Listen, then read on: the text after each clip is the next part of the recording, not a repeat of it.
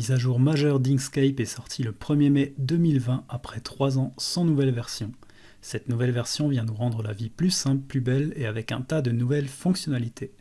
Dans cette vidéo, je ne présenterai pas toutes les nouveautés, mais vous pourrez les retrouver dans le lien vers le wiki, dans la description. Bien, commençons par la première nouveauté que l'on va découvrir dès le lancement de l'application.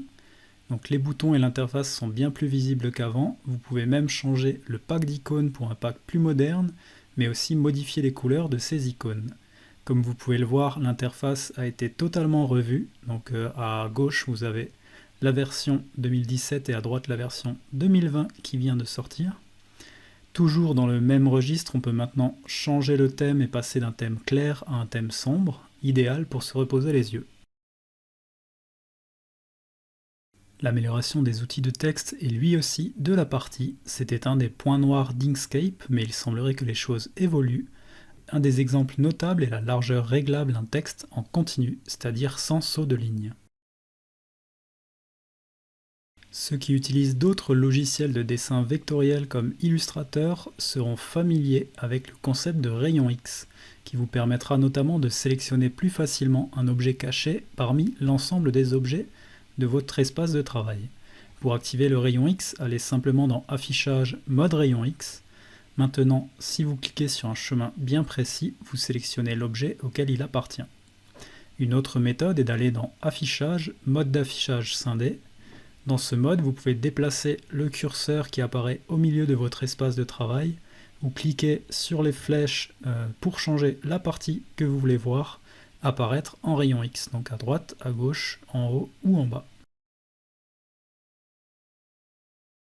Si vous ouvrez votre fenêtre alignée et distribuée, vous remarquez un nouveau bouton dans le coin gauche de la fenêtre. Il va vous permettre d'aligner des objets directement dans l'espace de travail. Une fois activé, si vous sélectionnez plusieurs objets, vous pourrez en cliquant 3 fois dessus, faire apparaître des poignées d'alignement. Dans la fenêtre Effets de chemin, ajoutez un nouvel effet en cliquant sur plus. Un onglet s'ouvre avec les effets à sélectionner. Vous pouvez maintenant rechercher vos effets avec la barre de recherche interactive. Plusieurs nouveaux effets de chemin sont disponibles, comme les contours en pointillés par exemple, ou encore la mesure de segment, et bien d'autres. Pour tous les effets, vous pourrez définir les valeurs par défaut pour la prochaine utilisation que vous en ferez, en ouvrant le petit menu qui est en dessous de chaque effet. Si vous utilisez un moniteur 4K, vous pourrez maintenant distinguer les icônes, ce qui n'était pas le cas avant, ou du moins très difficilement. Si vous dessinez avec une tablette graphique, il y a eu beaucoup d'améliorations sur la prise en charge du stylet, mais aussi la possibilité de tourner la zone de travail, donc en faisant CTRL, SHIFT et molette. Voilà, c'est tout pour aujourd'hui. Pour plus de détails sur cette nouvelle version, n'hésitez pas à aller sur le wiki et installer vous-même Inkscape 1.0 pour essayer ces améliorations. Avant de partir, n'hésitez pas à dire ce que vous en pensez de cette nouvelle version d'Inkscape dans les commentaires.